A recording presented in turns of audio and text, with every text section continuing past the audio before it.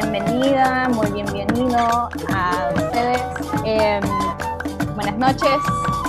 No se olviden de entrar ya en su canal ya sea el canal de inglés o el canal de español. Good evening from Peru. For those of you Buenos días o buenas tardes desde Perú. Bienvenidos a todos. Por favor, recuerden que tenemos interpretación disponible. Pueden seleccionar el idioma de su preferencia en la parte de abajo de su consola, ya sea inglés o español.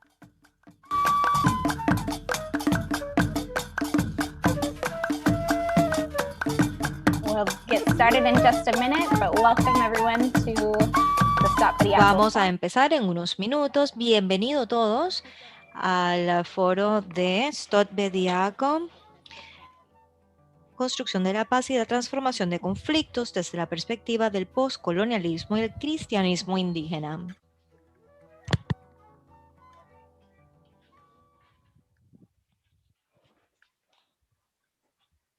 Bueno, aquí estamos en un... Well, here we are.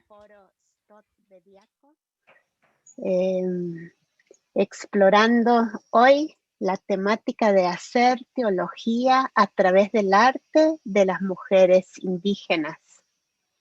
Y queremos, sí, darles la bienvenida a cuantos van sumándose pasito a poco. Pero antes de tener el honor de conversar con nuestras amigas, vamos a explicar un poquito, muy brevemente nomás, quién es Infemit, porque Infemit es quien les ha convocado hoy para encontrarse aquí. Infemit es la International Fellowship for Mission as Transformation, una comunidad centrada en el Evangelio, llamada y equipada por el Padre, Hijo y Espíritu Santo. Intentamos servir a iglesias y a comunidades cristianas para que juntos y juntas encarnemos el reino de Dios mediante un involucramiento local y global para la transformación. Es la comunidad internacional para la misión como transformación. Y una de las expresiones concretas, como tratamos de perseguir ese objetivo, es a través de este foro, Stop Bediako. Sabrán que Stott fue un expositor bíblico, un pastor, un líder cristiano de Inglaterra.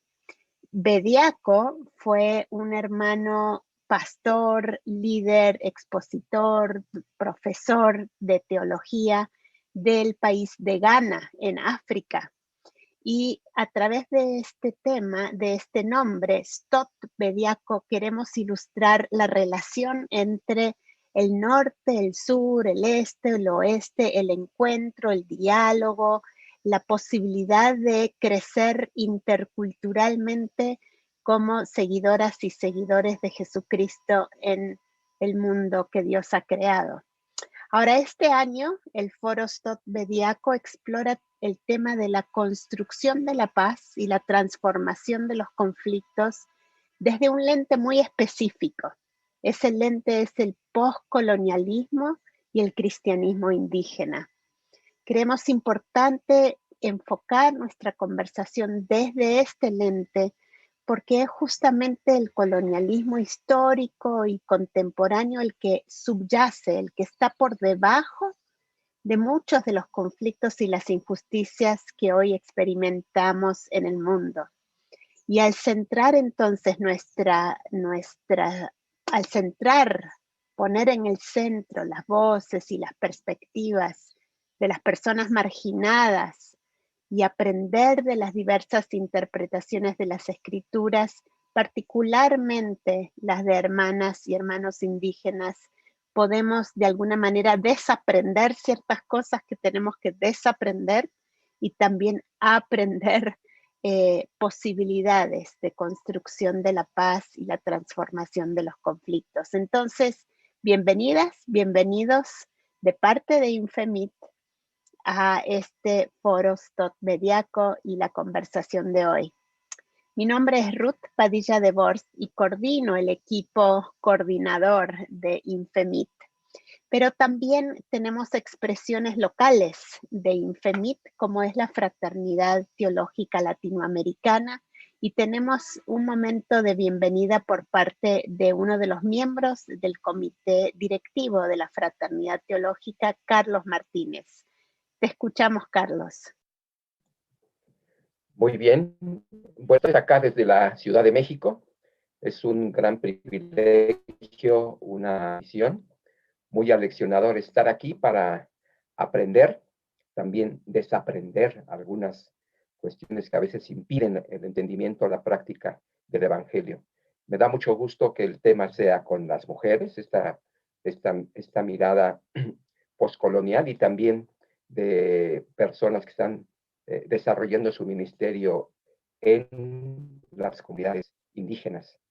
Muchas gracias por esta oportunidad. Soy parte del nuevo comité directivo de la Fraternidad Teológica Latinoamericana y con muchísima intención y disposición para impulsar este tipo de diálogos, acciones, prácticas transformadoras. Muchísimas gracias por esta oportunidad. Que el Señor les bendiga, les prospere en cada uno de sus ministerios como agentes de transformación y avanzada del reino. Muchas gracias, Carlos. Muchas gracias a la Fraternidad Teológica Latinoamericana con quien estamos colaborando en este foro STOT Bediaco.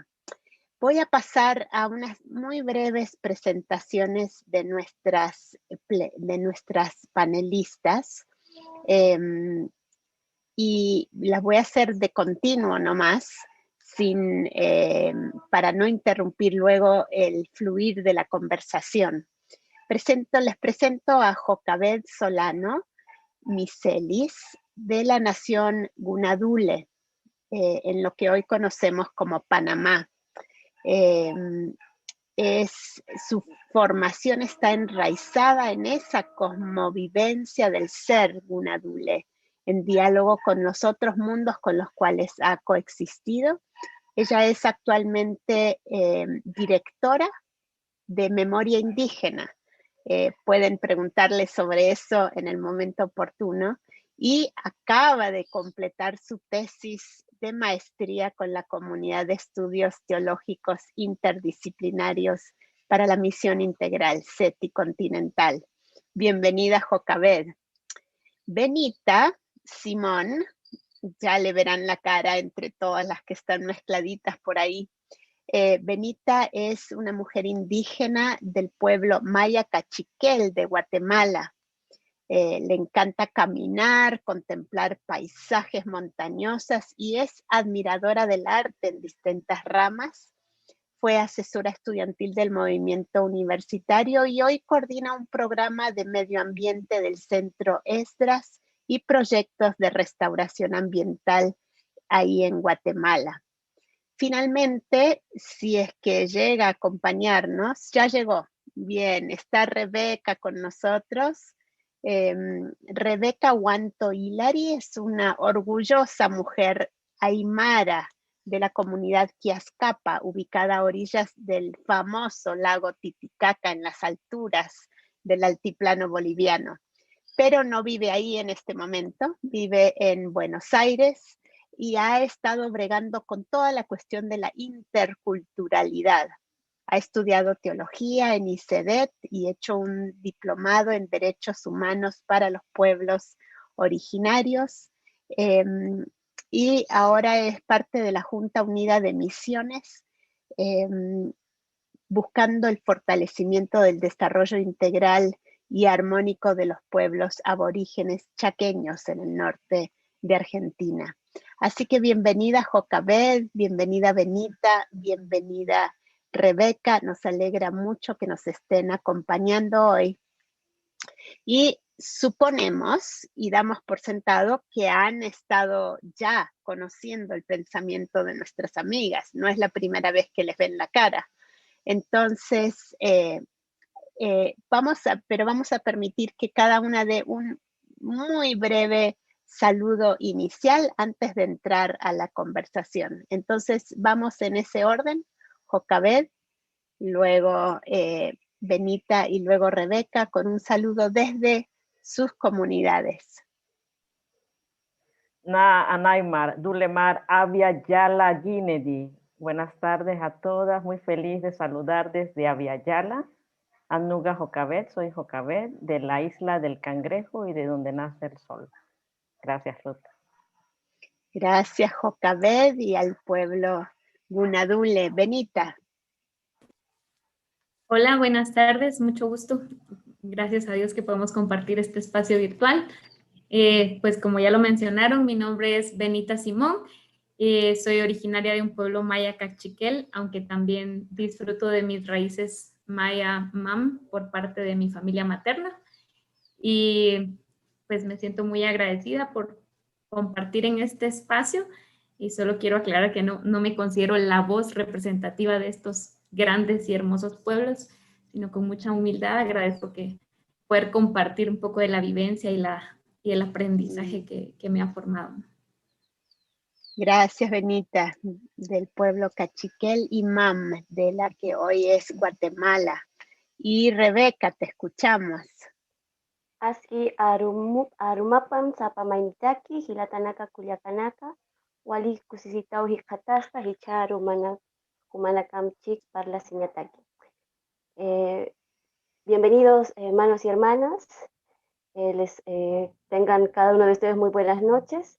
Me siento muy contenta de poder compartir este conversatorio con cada uno de ustedes. Bienvenida, gracias. Rebeca, bienvenida desde el pueblo Aymara. Tenemos una diversidad muy rica aquí, cada una desde su tradición, desde su pueblo. Pero vamos a meternos así, directo al tema. Para mucha gente, la teología es un conjunto de conceptos expresados verbalmente, pero lo que ustedes nos plantean es otra cosa. Quisiera que nos cuenten un poco qué personas o factores contribuyeron a que ustedes conciban a la teología como una acción en la cual entra en juego el arte y la identidad indígena. ¿Cómo es que llegaron ahí donde están para expresar este diálogo entre arte, identidad indígena y producción teológica? ¿Qué nos cuentan?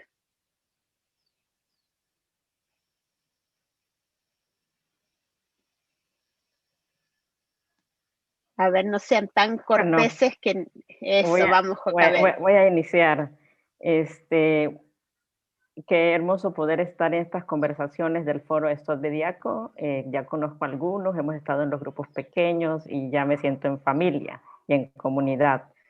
A la pregunta que nos plantean, quiero contar de que parte del ser Cunadule es el hecho de vivir en un relato comunitario más grande, en un tejido mayor que nos abarca quienes somos. Por eso a la hora de mi presentación compartía que me siento parte desde esta cosmoexistencia o cosmovivir de quién soy como Cunadule. Y frente a eso tenemos que reconocernos dónde nos situamos y por lo tanto cómo piensa el Cuna acerca de su relación con la divinidad. Porque partimos de cómo comprendemos a Dios, qué entendemos de Dios, cómo el pueblo Cunadule interpreta y se relaciona con Dios. Y desde allí el camino para comprender, como dirían mis abuelas y abuelos, el Nan, Ambat, Ígala.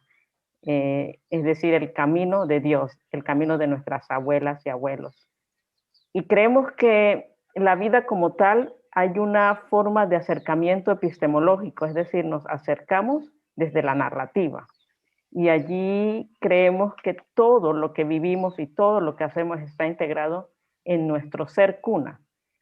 Por lo tanto, cuando hablamos del arte, la identidad, no podemos desintegrar esto desde nuestra cosmovivencia, porque lo entendemos desde la integralidad, lo entendemos desde la complementariedad y lo entendemos de cómo nosotros comprendemos y entendemos a la divinidad. En este caso, como pueblo Cunadule, Nana y Baba, es decir, la Gran Madre y el Gran Padre.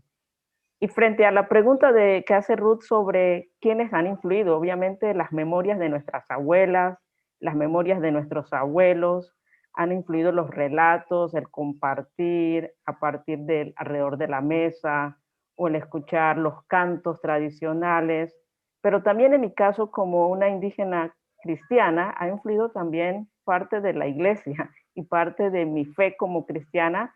En mi caso, en la fe misma en Jesús me ayudó a mí a poder redescubrir y ser consciente también de mi identidad. Entonces, creo que es muy importante cuando nos hacemos esta pregunta desde dónde nos estamos ubicando, pero también cómo entendemos a la divinidad y cómo entendemos a esa divinidad a partir de un tejido mayor. Bueno, puedo seguir comentando, pero quiero darle tiempo a mis amigas a que también compartan un poco más. Gracias, Jocabed. Desde una cosmovivencia, notarán que con frecuencia se habla de cosmovisión, pero aquí es una cosmovivencia desde esa integralidad. ¿Qué nos comentan, Rebeca o Benita? Algo que yo puedo... Ay, perdón. Adelante, Benita. Gracias. Pues algo que yo quiero compartir es que yo nací en una familia que estaba conformándose como cristiana de unos años atrás, pero eso hizo que mi crianza o el entorno en el que me desenvolvía estaba completamente alejado de las tradiciones, de toda la cosmovisión maya, de todas las prácticas ancestrales, porque existía una separación completa entre la iglesia evangélica y todas las prácticas que podían ser relacionadas de alguna manera con la cosmovisión maya, ¿no? Desde la colonización, la evangelización, que estuvieron tan llenas de rostros extranjeros, ¿no? Entonces, para mí, el ir caminando en la fe alrededor de otros amigos y amigas que me planteaban preguntas fue muy, muy valioso. Personas que desde la fe se interesaban más en mi cultura, en mi identidad, me ayudó muchísimo a tener esa gana, ese deseo de redescubrir también mi propia identidad cultural. Entonces, para mí fue hermoso el proceso en que mi propia fe fue la que me llevó a querer profundizar más en mis raíces maya cachiquel, ¿no? Y creo que a partir de ahí empecé a saborear más también cada detalle que había existido toda mi vida a partir de mis abuelas, mis abuelos, de mi entorno, de vecinos, de prácticas que empecé a identificar. Mira, esto se hace acá y no se hace en ningún otro lugar y es hermoso, ¿no? Como empezar a valorarlo más como parte de la manifestación de Dios en los diferentes pueblos, en la diversidad completa, ¿no? Entonces, a partir de ahí, empecé también a disfrutar de la historia misma de mi pueblo, en la que se narra. Una de las historias de mi pueblo es que para la época de la colonización, los ancestros decidieron ocultar en este pueblo a personas que tuvieran fuertes habilidades en distintas áreas, en distintas ramas. Y por eso mi pueblo es tan artístico en diferentes ramas y se cree que es porque trataron de conservar mucho como un tipo de esencia de la cultura, esperando un rebrotar en algún momento, ¿no? Y eso también es lindo porque hay una clara intención de no dar más peso a un talento o una habilidad que a otra. Entonces es parte de lo que se percibe desde el entendimiento ancestral de mi pueblo, ¿no?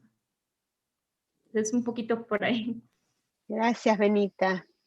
Esa intencionalidad por un lado, históricamente de conservar ese valor cultural expresado también en el arte, y qué lindo escuchar tu camino personal, ¿no? De ir redescubriendo tu propia identidad y construyéndola en el camino a partir de la valoración también de la comunidad de fe.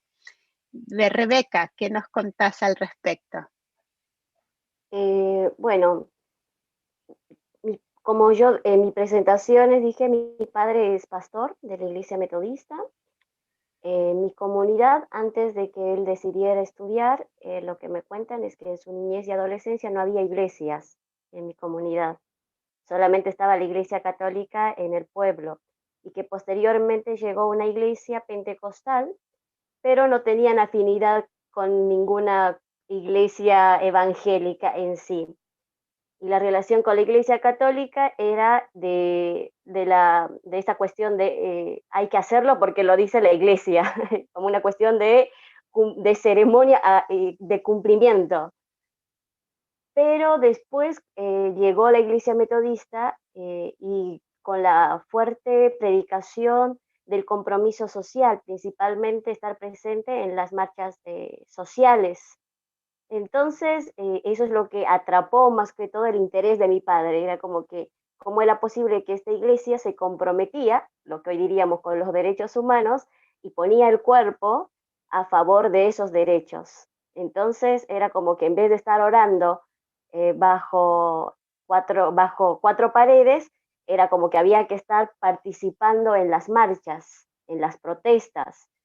Y bueno, eso por un lado, y por el otro lado, cuando él acepta el ministerio pastoral, por su trasfondo cultural, siempre las designaciones pastorales siempre fueron en comunidades aymaras. Hasta los 5 años, mi lengua materna es aymara, y después de los 5 a los 7 años que empecé más o menos a hablar el español, porque en la escuela te lo enseñan, es como con una rigidez, pero hablas todo el tiempo aymara. Entonces, yo mientras vivía en las comunidades nunca me sentí como que había otra cosa, era como que todo era normal. Qué sé yo, mi mamá nunca usó pañales descartables, siempre pañales de tela, mis hermanos todos fueron cargados en aguayos, mi mamá me mandó a hacer ¿cómo se llama? Lo que en vez de mantilla, o sea, tenía toda mi vestimenta como tal. Y a la par, mi mamá siempre estaba con su rueca hilando, hilando lana. O sea, compraba fibra de oveja, fibra de llama. Al llama no le gustaba porque era pinchaba mucho, o de alpaca, y siempre estaba hilando igual que mi abuela. Entonces es como que para mí era normal en la práctica no tenía conflictos en las comunidades. Tuve conflictos cuando tuvimos que emigrar en una ocasión por un problema social a la ciudad, cuando ahí me encontré literalmente como fuera de lugar. Ahí ya era la india, era la campesina, o sea, tenía todos los calificativos porque no hablaba bien el español, no hablaba directamente, y era más morena más que el resto de mis compañeros.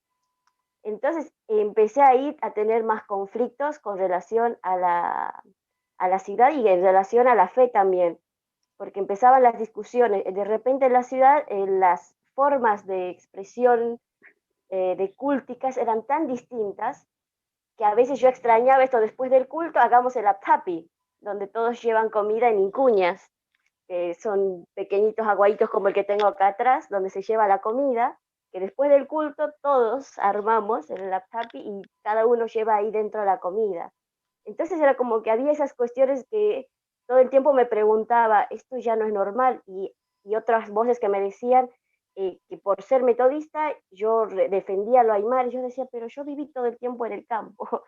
Así que prácticamente mi concepción teológica ha sido más práctica. Es cuando migré a la ciudad donde tuve que empezar a conceptualizar esas prácticas y empezar a decir, esto no era tan natural desde esta perspectiva. Así que bueno, voy de ahí tratando de... Interesante compartir desde tu camino lo que mencionabas en tu biografía también, ¿no? La interculturalidad que exigió que fueras articulando tu propio pensamiento teológico al luchar con esta cuestión de la identidad. Fascinante como este punto de identidad y teología, el quehacer teológico desde quienes somos y de quienes vamos siendo en el proceso, ¿no? Pero para ustedes como mujeres indígenas cercanas a las raíces de sus pueblos, entra en juego todo eso. Quisiera pasar, porque la mayoría de nosotras y nosotros aquí, quizás aún quienes tenemos fuertes trasfondos indígenas, la mayoría no está conectado o conectada como ustedes con esas raíces. Y entonces, de alguna manera, somos analfabetos. No tenemos estas destrezas que ustedes han ido adquiriendo de integrar su identidad con su ser, con su quehacer teológico, y cómo eso aterriza y se expresa también en el arte. Entonces la pregunta es, ¿qué recomendaciones prácticas darían ustedes a quienes no tenemos esos vínculos directos con comunidades indígenas para que enriquezcamos nuestro quehacer teológico desde esa lente? Recuerdan el tema general de esto, mirar el quehacer teológico en la transformación del conflicto a través de esta lente. ¿Qué nos recomiendan a quienes no tenemos el privilegio o la oportunidad de tener ese vínculo tan cercano con comunidades indígenas? ¿Qué nos cuentan? Bueno, antes de responder la pregunta, quisiera como ubicarnos también un poco sobre el arte y la teología, que es el tema que hoy nos compete, un poco acerca de cómo pues lo entiendo, cómo estoy aprendiendo y cómo vamos hilando con mi pueblo Cunadule. Como sabrán, cada pueblo indígena tiene muchos tejidos. ¿De dónde aprendieron nuestras abuelas? Es una pregunta que hace el pueblo Cunadule. ¿Cómo nuestras abuelas empezaron a tejer? Y en el caso de la mujer Cunadule tenemos la mola, que es arte y forma de comunicación de la mujer Cunadule. De hecho, saludos a mi hermana Milena, que está aquí, que es del pueblo Cuna, ella es una artista Cuna. Pero la mola tiene muchos significados, simbologías. Hay un valor espiritual profundo del símbolo de esta cosmovivencia. Quizás para otros le llamarían la experiencia o fenomenología de la divinidad. El pueblo Cunadule ha comprendido que a partir del arte, del tejido de la mola y otros tejidos del pueblo Cunadule, tiene una experiencia con la divinidad, con la Gran Madre y el Gran Padre.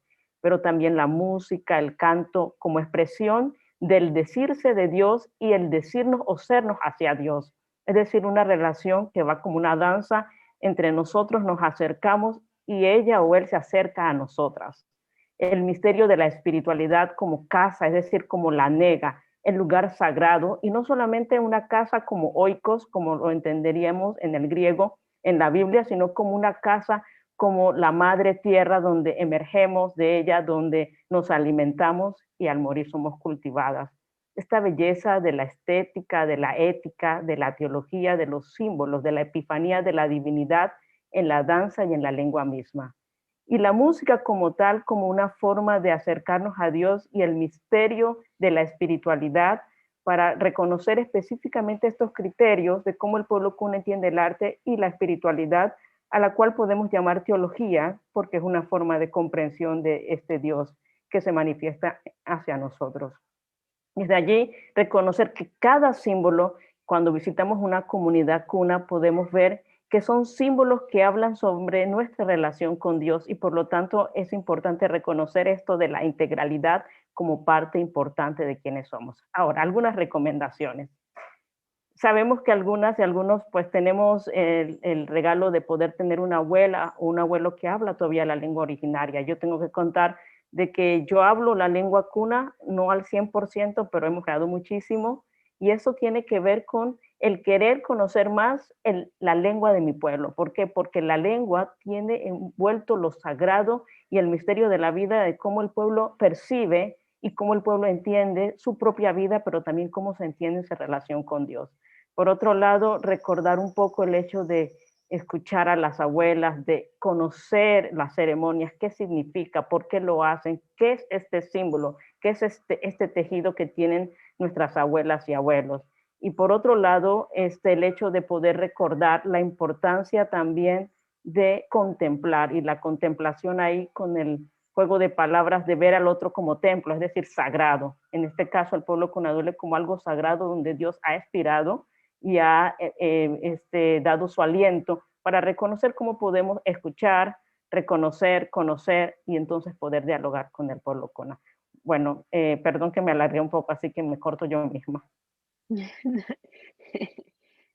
Fascinante, Jocabed, gracias, gracias. ¿Qué otras recomendaciones podrían darnos Rebeca y Benita?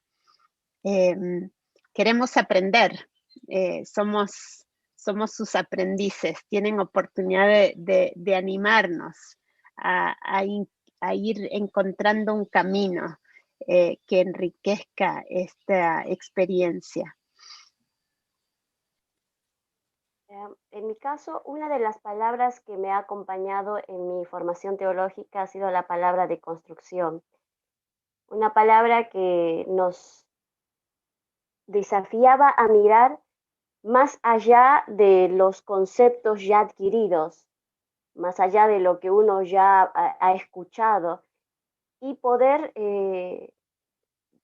entregarse al misterio de Dios y poder descubrir otros rastros, otros registros, poder mirar más allá de lo legalista, digamos, o fundamental de la literalidad del texto bíblico. Y en eso, en ese descubrir, te vas dando cuenta la importancia del contexto del texto. Y creo que cuando uno se quiera aproximar a una cultura, a otra identidad, tiene que darse esa tarea de poder detenerse y de poder entender un poquito, entramarse cuál es el contexto del texto, qué es lo que nos quiere decir. Porque a veces es fácil asumir de que, por ejemplo, lo que para nosotros en nuestra espiritualidad tienen otras categorías como que son divinidades, no es categoría de Dios. A veces uno dice, no, los indígenas todos son dioses, por lo tanto son idólatras, porque tienen un montón de dioses y diosas. Y vos decís, no es, si se detuviesen a conversar, a indagar, a escuchar, sabrían que la relacionalidad que tenemos no es en la misma concepción como lo entendemos desde el lugar donde nos formamos, que hay mucho más, es mucho más rico, es mucho más enriquecedor. Es un trabajo un poco difícil, pero es un trabajo que nos retroalimenta mutuamente, porque si nos permitimos, vamos a poder descubrir la otra voz de Dios. Es como encontrarnos como Dios nos habla en mi tiempo, pero les habla también en el otro lugar. Y nosotros escuchamos las voces de Dios. A veces escuchamos, por ejemplo, cuando estamos viajando y de repente aparece una suerte María, que es un águila negra. Y decimos, mira, nos va a ir bien hoy, va a estar todo bien. Entonces esas son señales que son parte de nuestra espiritualidad, que los tenemos en cuenta, que a veces el cielo nublado no significa que va a llover inmediatamente, te detenés a buscar otros registros. Entonces, simplemente que nos podamos soltar y dejarnos inspirar por el Espíritu para poder escuchar esa voz de Dios, que a veces puede venir del desierto, como también puede venir de las montañas o puede venir de las praderas. Así que, nada, gracias. O sea, el aprender a escuchar, aprender a percibir, que posiblemente en el ritmo cotidiano de la urbanidad y de todo lo que nos hace falta detenernos, ¿no? Como decís, y percibir y escuchar. Ajá. ¿Qué más, Benita? ¿Qué otra recomendación nos darías para ir enriqueciendo nuestro caminar teológico? Pues algunas cosas que yo pienso son que como cristianos a veces también tenemos la tendencia de sobrevalorar algo para sentirnos mejores cristianos o para sentir que estamos haciendo como las cosas piadosamente o algo así. Y yo creo que eso pasa mucho con los pueblos indígenas, ¿no? Una tendencia es como casi santificar cuando ya tenemos un entendimiento del valor y el amor que Dios tiene a la diversidad de los pueblos. Muchas veces como cristianos tenemos la tendencia también como de otorgar a los pueblos indígenas como la completa santidad o idealizar o algo así, ¿no? Entonces, yo creo que algo que como cristianos debemos seguir aprendiendo a hacer es a eliminar las etiquetas que pueden haber, sino vernos a todos y valorarnos a todos, por supuesto, por la historia y por la identidad, pero no como otra vez con las jerarquías, pero ahora la inversa de cómo ha sido históricamente. Entonces, es una de las cosas que yo creo que es importante. O sea, yo no creo que a las personas, en mi caso, por ejemplo, si estoy en la mente de algún amigo o amiga, quiero estar en la mente por los recuerdos, por la vivencia, por el compartir pensamientos y todo, no en sí porque Benita es mi amiga indígena o algo así, ¿no? O sea, no, eso sigue siendo una etiqueta que de cierto modo uno quiere cargar muchas veces para sentirse una mejor persona o algo así. Y lo pienso mucho porque en Guatemala ha habido, y creo que en muchísimos países, y lo mencionamos hace un tiempo, esto de cómo a partir del arte de los pueblos indígenas también ha surgido toda esta tendencia de quererme sentir una buena persona al consumir productos que vienen de orígenes de pueblos indígenas o algo así, ¿no? Entonces, otra de las cosas que yo considero que es muy valioso es que seamos o no seamos indígenas, necesitamos buscar y dar rostro a lo que hay detrás de tanto del arte como de las expresiones y las prácticas que pueden haber, porque como en este mundo en el que estamos, no hay ya como solo una tendencia de que un país influye completamente en otro, sino ahorita es toda una red, ¿no? De cómo prácticas de este país se van valorando, aprendiendo en otros países y así en todas las direcciones posibles. Entonces, yo creo que es valioso pensar que detrás de todo esto hay historias y hay rostros que debemos valorar. Entonces, yo por ponerme un huipil o cargar una bolsa con un tejido de un pueblo indígena, no estoy siendo una mejor persona, ni mejor cristiano, ni mejor cristiana, ¿no? Sino me detengo a pensar en la historia que puede haber detrás de ese pueblo, detrás de esa mujer que lo tejió, quién fue. Entonces, creo que el Evangelio nos lleva más allá de solo valorar como la generalidad o lo exterior, ¿no? Sino seguir pensando en la vida, en la historia, en la restauración de una persona, pero también de un pueblo, de sus dolencias, de sus carencias.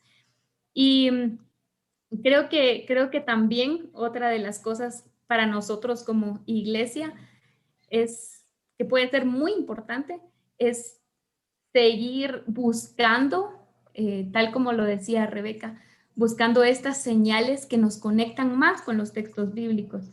Entonces, acá en Guatemala, yo recuerdo un taller que estuvimos dando sobre cuidado de la creación y lo recuerdo con mucha tristeza realmente porque este taller era para pastores de iglesias que en su gran mayoría eran iglesias indígenas.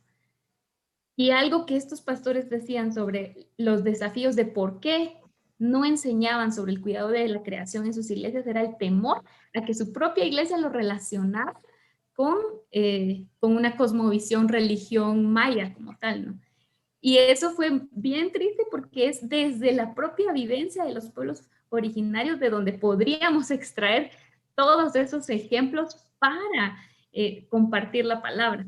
Entonces, para nosotros como organizaciones, como iglesias, también sigue siendo muy importante que creemos esos vínculos con la vivencia y prácticas de los pueblos que han existido, en donde Dios ya se ha manifestado desde hace muchos años, antes de que la Biblia llegara, ¿no? Dios ya estaba presente aquí.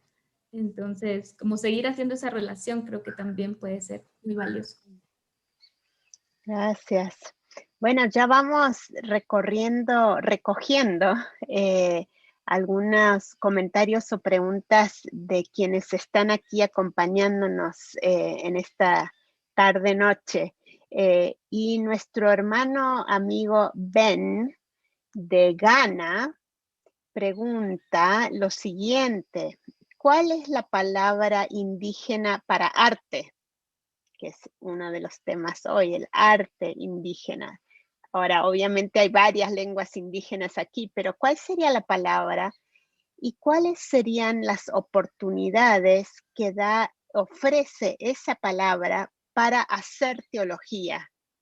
¿Se entiende la pregunta? ¿Cómo el concepto, la palabra arte, si tiene algún potencial para el quehacer teológico como tal? A ver si se anima a encarar esto alguna de ustedes. Muchas gracias por la pregunta. Y sí, por ejemplo, el arte como palabra como tal, obviamente no es de la lengua indígena originaria de mi pueblo. Y de hecho, creo que habría que hasta problematizar un poco qué entendemos por arte, qué es el arte, pero entendiendo que no tenemos mucho tiempo para entrar en este proceso, yo quizás voy a ser concreta, por ejemplo, con el tema de la mola, que significa momol, que significa mariposa, que significa sabiduría encubierta y que significa cómo la gran madre y el gran padre vistieron a la madre tierra para que pudiera ataviarse de coloridos. Esto es una metáfora muy fuerte y profunda, porque habla de que nosotros entendemos como nuestra relación en el ser parte de la madre tierra a partir de que a la pregunta teológica que nos plantea es, entonces allí es lo que decía yo al inicio sobre cómo comprendemos a Dios y cómo entendemos la cosmoexistencia o en el caso de la fenomenología de cómo comprendemos a Dios. Entonces sí hay mucho allí que tejer, porque creo que es muy, muy importante reconocer entonces que hay un camino muy, como diría el pueblo cuna, de capas de sabiduría para poder profundizar en esto que para el pueblo cunadul es muy importante, que es reconocernos como parte de este tejido mayor, donde podemos nosotros conectarnos, donde podemos comprender. Por ejemplo, hay una mola que se llama en el pueblo cunadule la mola de protección. Es una mola muy poderosa y potente porque habla de simbologías, de cómo nosotros nos cuidamos cuando la casa está en desequilibrio, que es parte de una de las formas de cómo los pueblos indígenas entienden la vida. Es decir, si la casa está en desequilibrio, entonces todos los que habitamos en esta casa estamos en peligro. Y por eso se hace una mola, es decir, se cose la mola. Y al vestirnos con la mola, lo que estamos diciendo espiritualmente es que también nos ponemos al lado de la gran madre y del creador o de la creadora para comprender de que necesitamos entrar en equilibrio. Teológicamente esto es muy, muy importante porque haciendo el hilo con el tema de la reconciliación que hemos estado trabajando en estos foros, es importante entonces reconocer que el abordaje allí en esa capa de sabiduría es la comprensión aún, porque la gente ve la ropa, el arte, lo ve como las prendas, lo ve así como una parte solamente de la estética, no realmente del significado de la estética en profundidad, sino como una estética solamente de accesorio, que no es estética, perdón. Pero aquí el sentido realmente de esa espiritualidad de que lo que yo porto y de lo que yo visto viene de la madre tierra, viene del gran padre y de la gran madre, y por lo tanto aún el tema del cuerpo y de la corporalidad a la comprensión, en este caso de la teología también.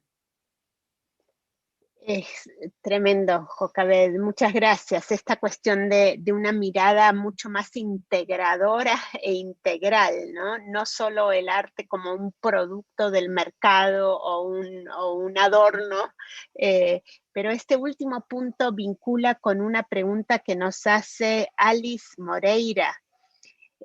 Alice nos dice, soy bailarina y cristiana, indígena en retomar, o sea, está retomando, nació en la ciudad, pero como quizá la experiencia de algunas aquí, recobrando su identidad indígena. Me gustaría preguntar esto, ¿cuál es la importancia o lugar del cuerpo en la construcción de nuestro arte y espiritualidad cristiana desde la experiencia indígena? Creo que la encarnación de Jesús también es un aspecto clave de este entendimiento.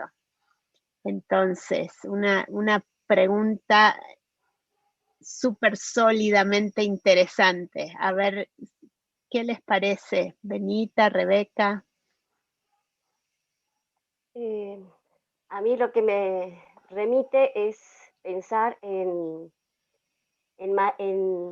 Miriam o María de la hermana de Aarón, cuando cruzan Miriam. cuando lo cruzan y ella como en sinónimo como símbolo de alabanza empieza a bailar, empieza a danzar. Y desde su expresión corporal le dice a Dios, le aproxima su canto de gratitud. Y no solamente canta, sino que baila, agarra el instrumento, o sea, se expresa, siente que su liberación no es solamente la liberación de la esclavitud, sino es una liberación que trasciende y que lo siente en el cuerpo y lo manifiesta de tal modo. Entonces, esto me trae y con esto hago la conexión con relación a las expresiones en nuestras comunidades. Nuestras comunidades son muy dinámicas y en este dinámico se expresa todo, todos los tiempos cíclicos de la naturaleza, así los que en las comunidades andinas se maneja mucho con el trabajo de la tierra, así que cumplimos el ciclo agrícola. Cada periodo, cada ciclo, cada momento es un momento de gratitud y de alabanza, por lo tanto hay que expresarse con el cuerpo, hay que expresarse con todo lo que uno tiene, con sus colores, con sus formas. Algo que yo amo de mi cultura es la música, los bailes autóctonos, más que el folclore, porque ahí en cada baile, en cada manifestación, no es solamente una llamerada, no es solamente una cuyahuada, es expresión en agradecimiento al que hace el trabajo del pastoreo, el momento de la cosecha, es cada momento de la cotidianeidad se hace expresión en el cuerpo. Expresar con el cuerpo también se expresa con los colores, que en este caso, ya que hablamos de los tejidos, cada tejido tiene un distintivo en cada época, así como nosotros como cristianos tenemos nuestro calendario litúrgico, tenemos para cada momento nuestros colores litúrgicos. Bueno, en nuestras comunidades también tenemos nuestros colores litúrgicos según el ciclo agrícola que estamos viviendo. Por eso muchos de nuestros aguayos, que muchos lo conocerán, son muy coloridos, priman unos con otros porque no solamente expresamos el tiempo que estamos viviendo, sino también que muchas de nuestras comunidades, a veces una comunidad se identifica con un determinado color. Por lo tanto, cuando decimos aymaras, siempre utilizamos el plural, nunca el singular. Entonces, el aguayo, nuestros tejidos representan esa pluralidad de pueblos que somos, esa pluralidad de espiritualidades, y esa pluralidad lo expresamos en cada instante, desde la comida hasta vamos a ir a dormir, nuestras camas están todas tejidas, y ni qué decir, nos encanta bailar, nos encanta cantar, nos encanta todo eso. Así que cuando todo esto que me encanta, me veo muy reflejada en María o en Miriam del Antiguo Testamento, que cuando sintió esta liberación pudo expresarse con todo lo que era ella. Y Dios no le dijo que no, sino creo que le agradó. Gracias, gracias Rebeca. Y yo pareciera mentira, pero aquí se van conectando las preguntas con lo que acaban de comentar y estamos tratando de aprovechar a responder, a seguir la conversación. Esta pregunta es, considerando el hecho de que ustedes son mujeres, son líderes, son teólogas, son pensadoras, son activistas, Alejandra Ibarra pregunta, ¿cuál es el papel de la mujer en sus comunidades indígenas? Y en algún momento han sido ustedes juzgadas por ese trabajo teológico activista como mujeres. No sé, Benita, si te animás a encarar ese comentario. Sí, con mucho gusto.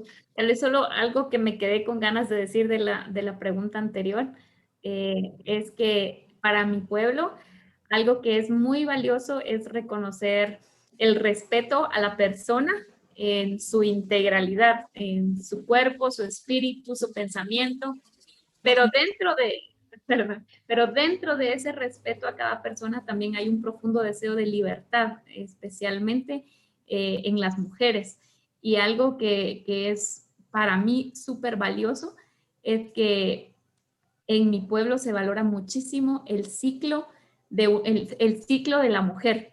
Entonces, nunca históricamente se vio como algo de lo cual se tenía que tener algún tipo como de secreto o de pudor o algo que tuviera que ser como a solas, sino que ha sido un compartir entre abuelas, entre hermanas, entre amigas. Y eso es algo que yo valoro mucho, que creo que es un gran aporte también de la historia de mi pueblo para las mujeres, esta parte de valorar el ciclo y verlo como algo también, un regalo divino, ¿no? Todo el ciclo, no como la perspectiva occidental también que ha habido, de que es algo sucio, de que es algo, no sé, algo de lo cual hay que tener como cierta repelencia o algo así, ¿no? Sino es un tema tan abierto y tan necesario de liberar también. Y con esto que preguntaba Alejandra Ibarra, gracias, yo quiero compartir que para mí yo no me he sentido desde mi pueblo de alguna manera juzgada. Mi pueblo tiene muchas personas que lideran en diferentes espacios y para mí ha sido un privilegio encontrar vínculos teológicos con mi profesión, con lo que hago y todo, porque lo que sí existe es una tremenda y triste separación entre el liderazgo que defiende los derechos de los pueblos indígenas, que quiere rescatar las tradiciones y como toda la riqueza ancestral, y hay mucha separación con el pensamiento cristiano. Entonces pasó de ser un pueblo súper católico, evangélico, a empezar a abandonar muchas personas que lideran diferentes causas de mi pueblo. Han marcado una clara separación entre la fe cristiana y la cosmovisión maya. Entonces, sí me he sentido un poco limitada en algunos momentos de poder como crear más vínculos con otras personas, porque sí existe cierto rechazo ahora de algunas personas hacia las personas que todavía son cristianas siendo indígenas, por ejemplo, y teniendo más valor por su cultura.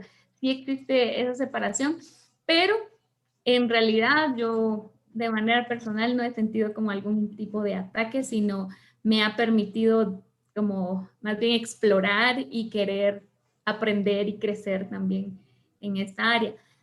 Siempre existe una persona como mujer, indígena, cristiana, siempre va a estar de cierto modo como entre el límite de no saber como por dónde y a qué exactamente círculo pertenece acá, ¿no? Porque por un lado mis amigos en su mayoría no son indígenas y en otro grupo no son cristianos y en otro grupo, entonces ese punto como intermedio es lindo por el aprendizaje, pero también crea a veces como cierta tensión entre este pensamiento. Entonces, es parte de la diversidad, creo yo, y parte de lo que vamos aprendiendo todavía, cómo construir y reconstruir. Gracias, Benita. Lo que es obvio es que entra en juego también la cuestión de cuando pensamos en la temática de este foro, Stot Bediaco, la reconciliación, la transformación del conflicto, de alguna manera aún la reconciliación interna con su propia identidad como mujeres cristianas indígenas, ¿no? Cómo atar todos esos cabos. Y esta pregunta de Anne Jennings, creo que vamos a tener que cerrar con ella porque se nos acaba la hora. La pregunta es, ¿creen que el arte, en cualquier forma, puede tomar un papel en la reconciliación y sanación después de la colonización? Y cómo una persona no indígena puede reconocer, respetar, honrar las formas de arte indígena sin siempre entender quizás su significado. Y quizá tengan algún ejemplo. Entonces aquí estamos como atando cabos, ¿no? Hablando de arte y reconciliación desde el ser indígena. Entonces, algún comentario ya medio de cierre. Bueno, el arte como tal para el pueblo Kuna es un acto espiritual, vamos a decirlo en traducción litúrgico, que nos permite renovarnos. No es solamente el hecho de coser una mola o de hacer una ceremonia, es un proceso. Cuando hablas con las abuelas y les preguntas el significado de este proceso, es sanación también de nuestros propios cuerpos. Y, por ejemplo, cuando hay algunas molas que tienen hojas medicinales cuando se cosen, y por lo tanto cuando el abuelo va a los lugares sagrados, a los galos, ellos pueden plasmar, las abuelas pueden plasmar esta planta sagrada en una mola. Y no solamente lo van tejiendo, cosiendo, sino que muchas van cantando. Es decir, no la abuela que canta, sino que los abuelos cantan también estos cantos terapéuticos. Bueno, quizás para no enredar, porque no voy a tener mucho tiempo para poder explicarlo mejor, creo yo que sí, que el arte como tal es una forma también de poder nosotros reconciliarnos con nosotras mismas, pero también con las demás. Yo creo que es una forma de, no quiero llamarle como medio, porque creo que no da lugar a lo que quiero decir como tal, pero es un espacio, una forma de diálogo, que bien decía Rebeca, intercultural, pero también que nos permite conectarnos con mundos pluriversos distintos a la cual nosotros estamos acostumbrados y reconocernos allí. Por otro lado, también pensar un poco en el tema de que mucho del arte que vemos hoy del pueblo indígena también es un proceso que ha cambiado. Es decir, mira, antiguamente la mujer cuna se pintaba el cuerpo, y luego vinieron con los algodones, y luego las telas, y luego otros instrumentos. Entonces hay todo un proceso también que podemos ver a la hora de construirnos. Yo creo que si nos reconocemos, hoy escuchaba una abuela que decía, y con esto termino, la abuela decía en lengua cuna, pero no era por este tema, sino era por el tema del COVID y de la vacuna. Ella decía, nosotros los cunas debemos reconocer la cultura de los otros y aprender de ellos y respetarlos. Esto nos enseñaron nuestras abuelas, nuestros abuelos, pero también ellos deben aprender de nuestra cultura. Entonces yo creo que es una abuela de 90 años, nos enseña el tema del respeto hacia los demás, y dice, cuando el cuna pierde el respeto hacia los demás, realmente no ha comprendido lo que significa ser cuna. Gracias, Jocabed, y disculpas por habernos apurado. Me confundí yo la hora. Tenemos tiempo todavía para seguir interactuando, así que podemos seguir con las preguntas y los comentarios. pareciera aquí también hay otro comentario aquí que tiene un poco que ver con la cuestión de la identidad. Julio César García Bermúdez dice, bueno, si no entendí mal, una de las tres panelistas no vive en su país, Rebeca, y a más de ser mujeres e indígenas son migrantes. ¿Cómo se vive esta mezcla de características? Posiblemente al hablar también de reconciliación de la propia identidad. ¿Cómo se vive eso en medio de estos desajustes del ser migrante? Rebeca. Y es algo difícil, y creo que no solamente por el simple hecho de ser mujer, sino que además indígena.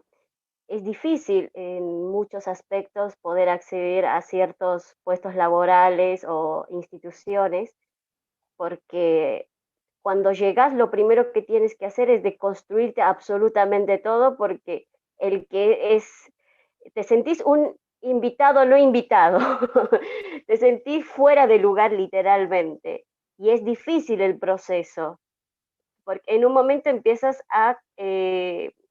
por lo menos en mi caso, empecé a tener más conflictos de identidad, porque por un lado necesitaba formarme, necesitaba tener una profesión, pero por el otro lado me faltaba conocimientos, dado que he vivido más tiempo en zonas rurales en mi país, de repente caer a la ciudad, no tenía idea qué es, por ejemplo, un filósofo o qué decía el pensamiento occidental.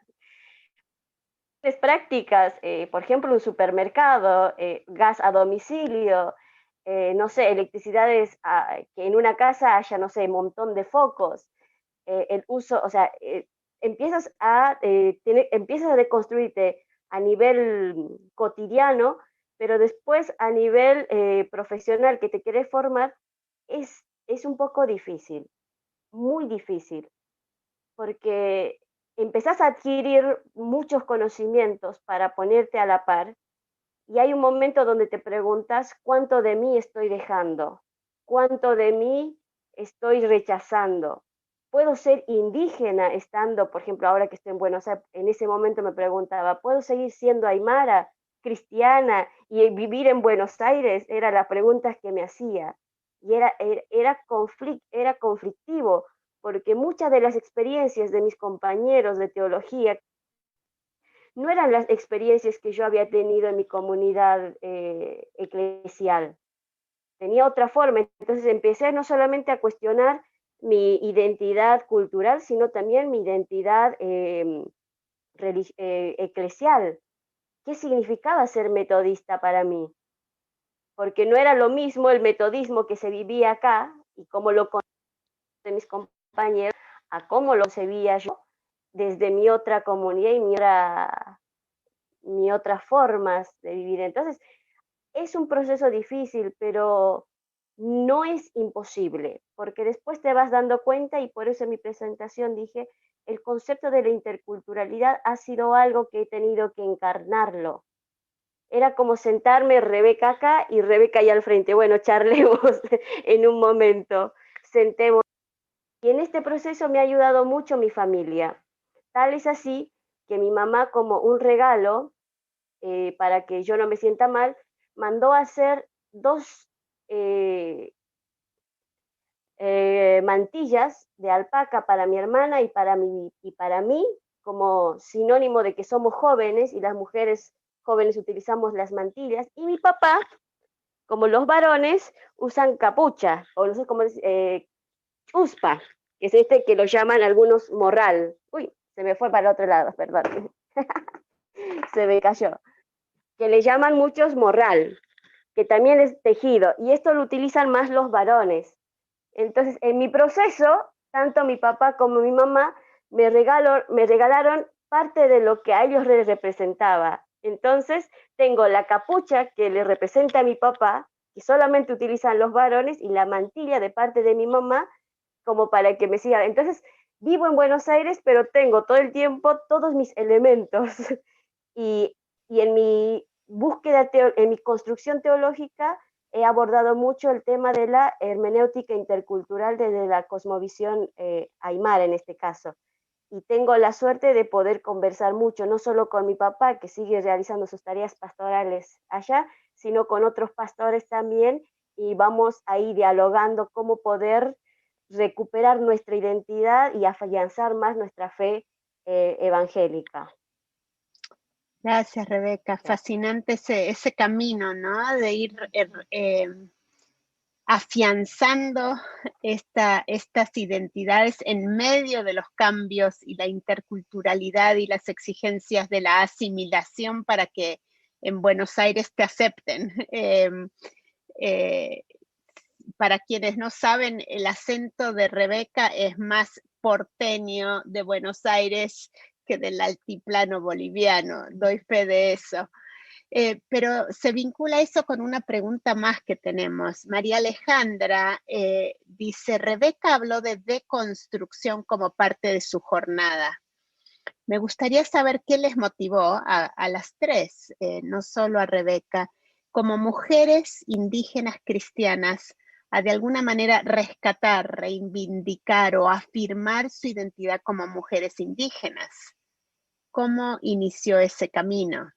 Obviamente no todas las personas con trasfondo indígena rescatan, reclaman, afirman, afianzan esa identidad, sino que procuran asimilarse en la corriente general del pueblo neutro, digámoslo así. Entonces la pregunta es, ¿cómo comenzó este camino de ustedes de afirmar su identidad como mujeres indígenas? Quizá, Benita, podemos escucharte. Gracias. Yo viví con una tía que había tenido un proceso también, no desde la fe cristiana, pero sí como mujer indígena que también migró hacia la ciudad y vivió todo su proceso de pensamiento, y haber compartido con ella me despertó a mí también mucho deseo de reencontrarme. Y entonces yo creo que para mí este elemento que compartí de mi amistad, mi comunidad cristiana, más estas experiencias de mi familia, fueron súper valiosas para llevarlo al Señor y decir, Señor, si tú me permitiste nacer en este pueblo, con toda esta historia, con todo ese trasfondo, o sea, algo hay aquí que no estoy valorando del lugar en el que me permitiste nacer, ¿no? Y porque muchas veces, justo como lo que mencionaba Rebeca, a la hora de estar en espacios donde no son espacios indígenas, la tendencia es tratar de invisibilizar lo más posible, ¿no? Y a mí me tocó mucho el querer pasar desapercibido. Por ejemplo, cuando viví en la ciudad, algo que me generaba mucho era como tratar de pasar desapercibido lo más posible, pero después de un tiempo empecé a pensar por qué me llevaba a querer tomar como acciones de como ser un poco más invisible y todo. Y algo de lo que fui dándome cuenta era que justo no había asimilado, encarado cómo se percibía en el exterior mi trasfondo, mi origen, pero esto una vez más me llevó a mí a querer sentirme cada vez más enraizada, cada vez más orgullosa de esto.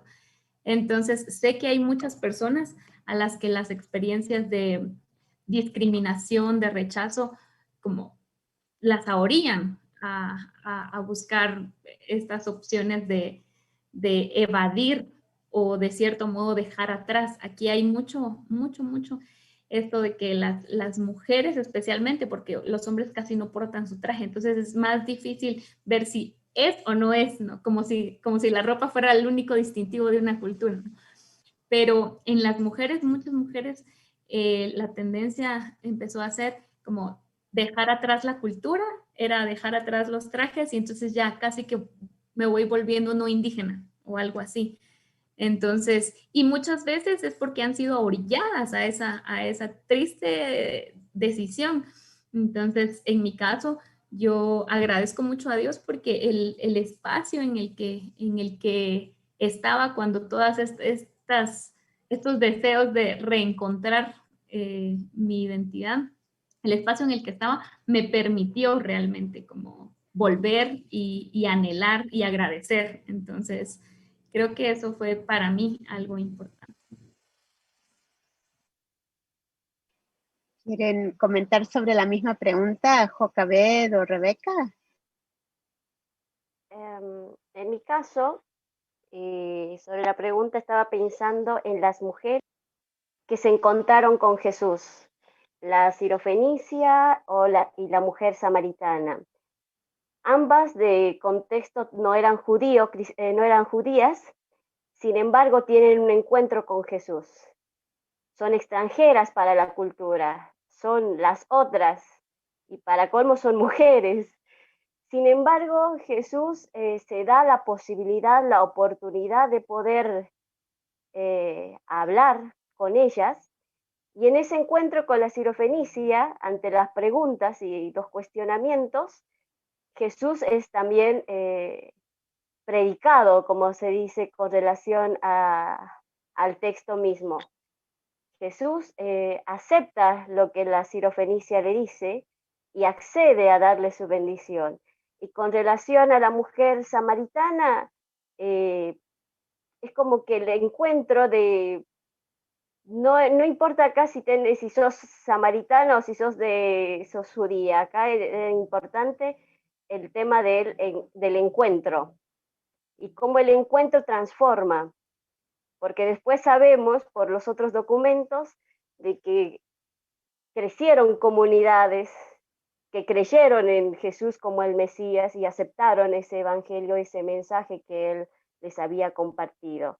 Y no solo eso, cuando la mujer samaritana y le cuenta al resto, le creyeron. O sea, no es que dudaron de su palabra, sino que le creyeron. Entonces, para mí ese fue como un elemento, como si Jesús en su encuentro quiebra las barreras culturales y puede darse el encuentro.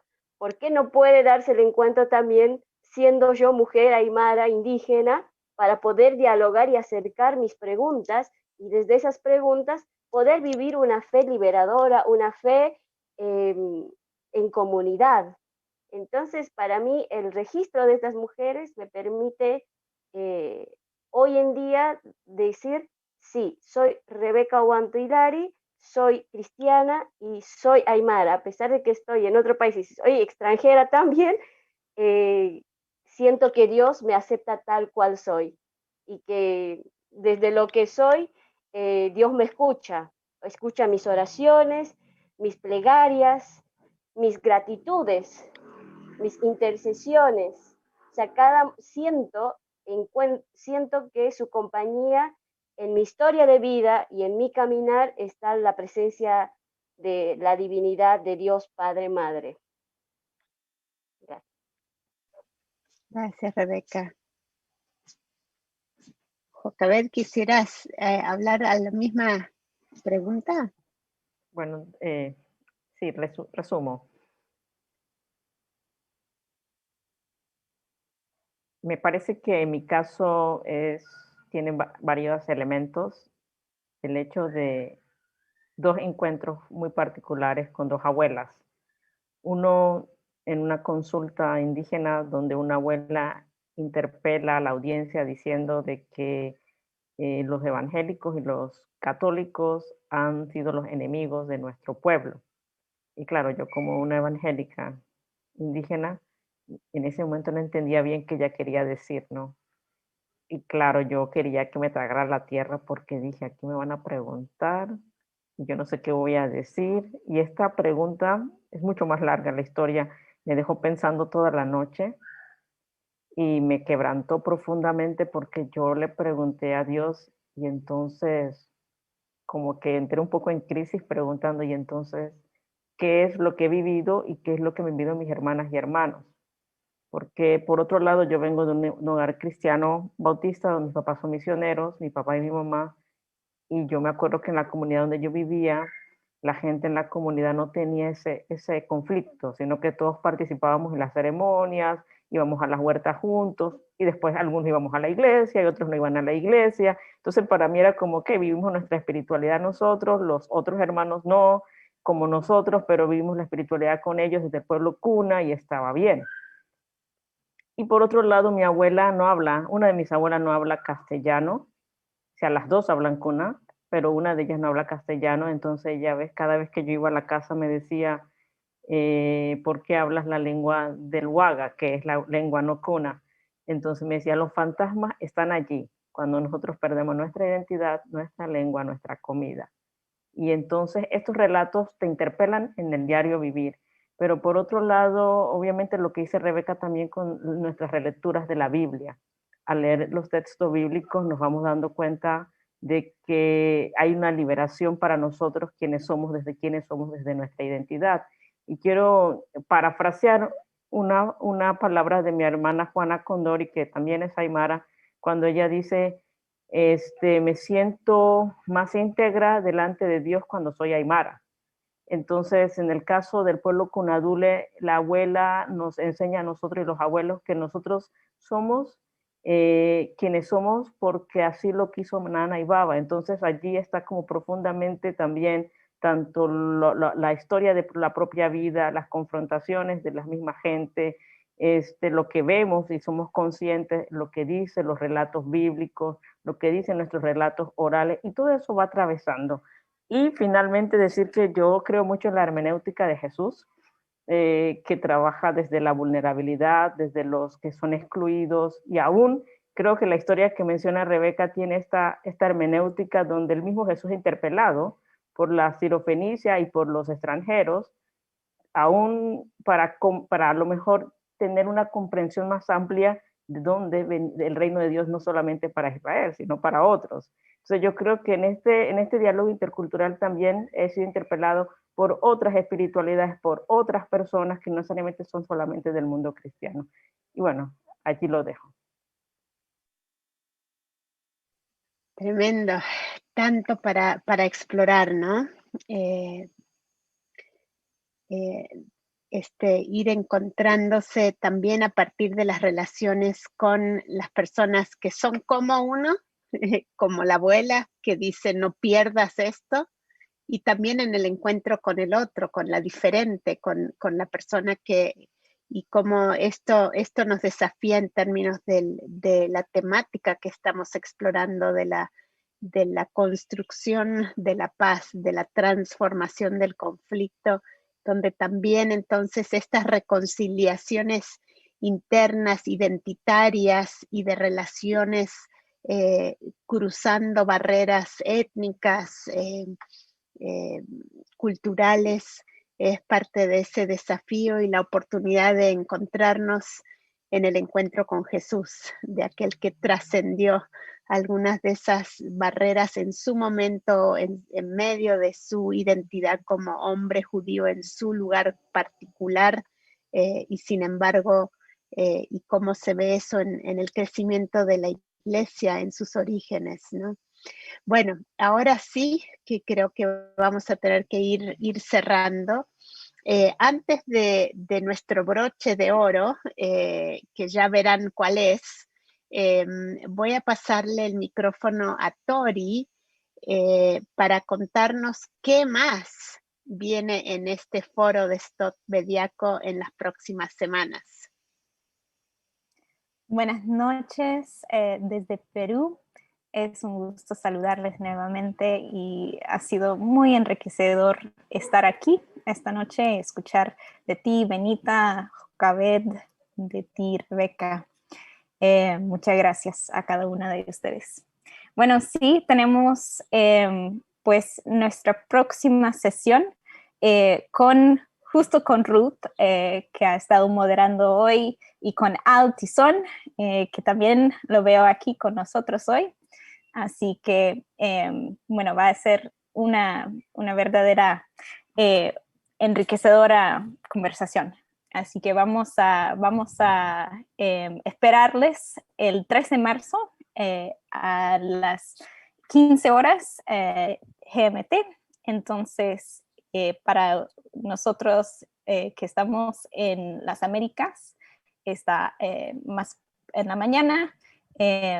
Y bueno, llegará la información a su correo, así que esperan siempre ahí las noticias de esta y las próximas conversaciones. Estaremos hablando mucho de la misma dinámica de hoy, conversación, pero a partir de estos temas, colaboración norte-sur en la misión de Dios, uniendo las manos en la construcción de una política de reconciliación y posturas hacia la paz postcolonial, arrepentimiento, perdón y lamento.